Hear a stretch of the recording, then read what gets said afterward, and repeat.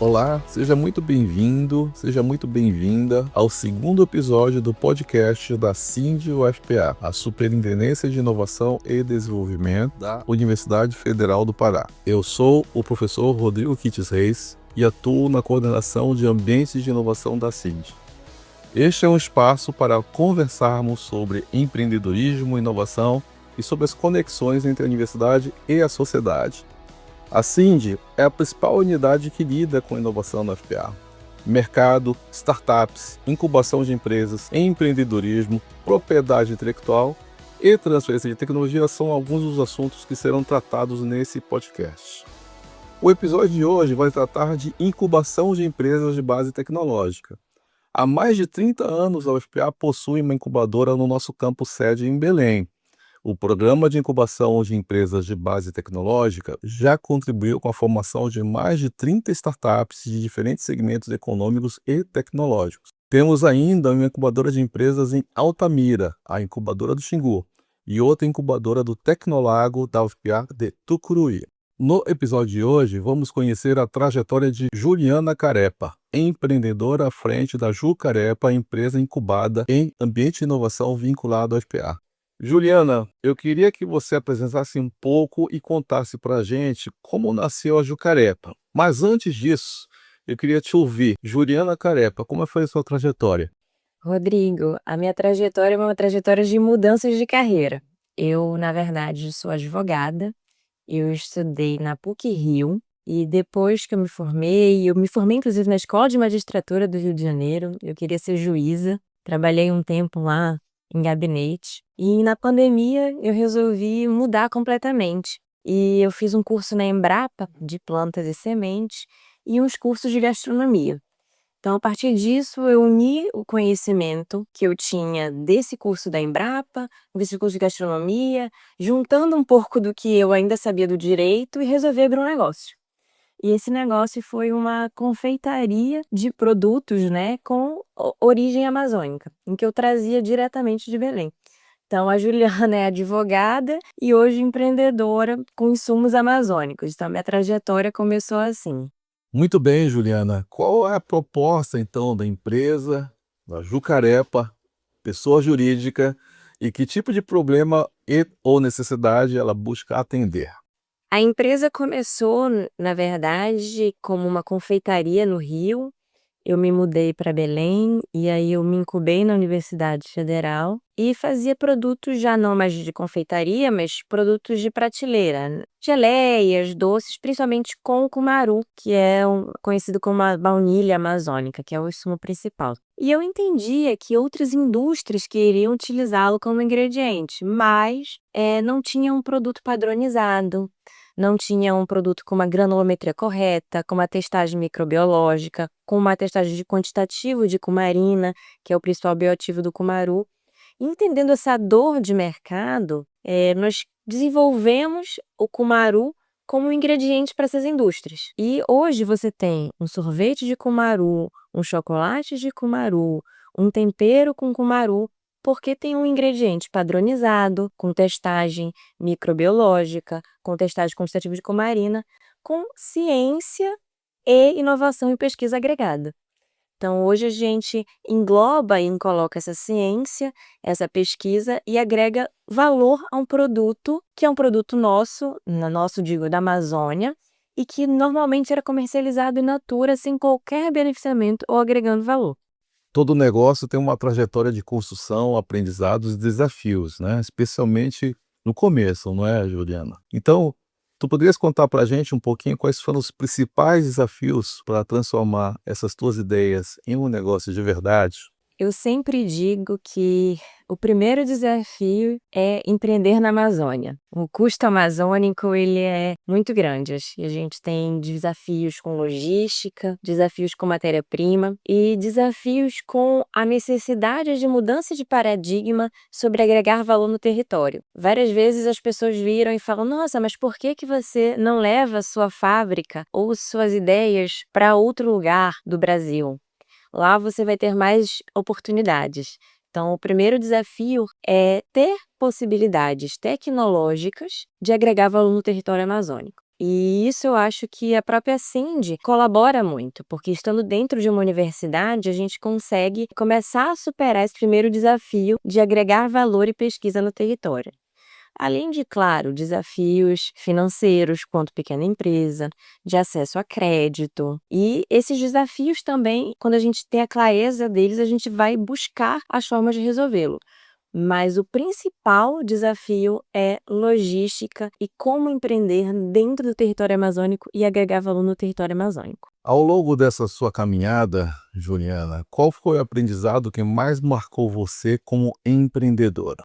Ao longo da caminhada de empreender, o que mais me marcou, na verdade, é o que mais me marca e a maioria dos empreendedores, é a resiliência. O empreendedor, ele tem que ser resiliente e empreender com sociobioeconomia mais resiliente ainda. E o que me deixa muito resiliente é entender o propósito da minha empresa, meu propósito enquanto empreendedora, enquanto amazônida. Eu compro a minha matéria-prima direto de agricultores familiares e extrativistas, pagando um preço justo e agregando valor dentro do território. Então, o que me marca é saber que eu estou muito alinhada ao meu propósito. Em muitos casos, esse processo de empreendedorismo fica mais forte quando o empreendedor encontra apoio, orientação e conexões certas. E aí que entram os ambientes de inovação. Nós temos vários tipos de ambientes de inovação no Brasil, né? Nós temos as incubadoras de empresas, os parques de ciência e tecnologia, as aceleradoras. Então, Juliana, como que a empresa Jucarepa chegou ao processo de incubação e o que levou você a buscar esse apoio? Eu me mudei para Belém, né, em 2023, e essa mudança também fez com que eu mudasse um pouco o meu modelo de negócio. E eu não tinha como eu mudar meu modelo de negócio sem pesquisa, sem tecnologia, sem um espaço. Então, esse foi a primeira busca de como eu ia me localizar fisicamente. E dentro disso eu descobri que estava aberto o edital de incubação da Cindy, me inscrevi no processo.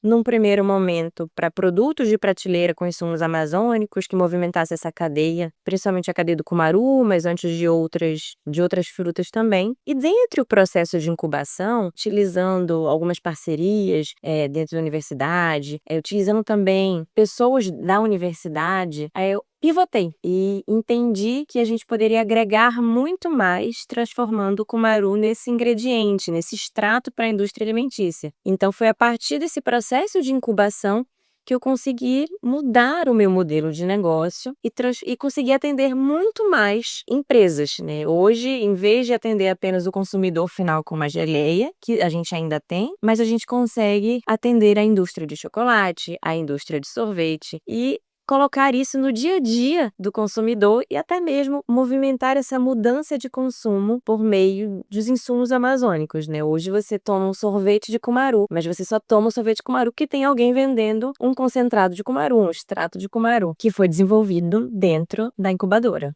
Juliana, para quem ainda não conhece esse tipo de iniciativa, né, essa questão do ambiente como uma incubadora, por que você considera importante que um empreendimento tenha o suporte de uma incubadora? A maioria dos empreendimentos, quando a gente inicia, eu sempre digo que a gente se apaixona muito por produtos e não pelo mercado e não por tecnologia. Então, a partir do momento em que eu tenho um espaço em que eu consigo ter pesquisa e, ao mesmo tempo que eu tenho a pesquisa, eu consigo entender mais o mercado, eu consigo efetivamente criar um produto que vai entrar no mercado de forma mais assertiva. Então, eu acho essencial ter um suporte de modelos de negócio, de pesquisa, de inovação para quem está começando. Senão o caminho se torna muito mais árduo, porque a gente dá mais voltas para chegar num objetivo final.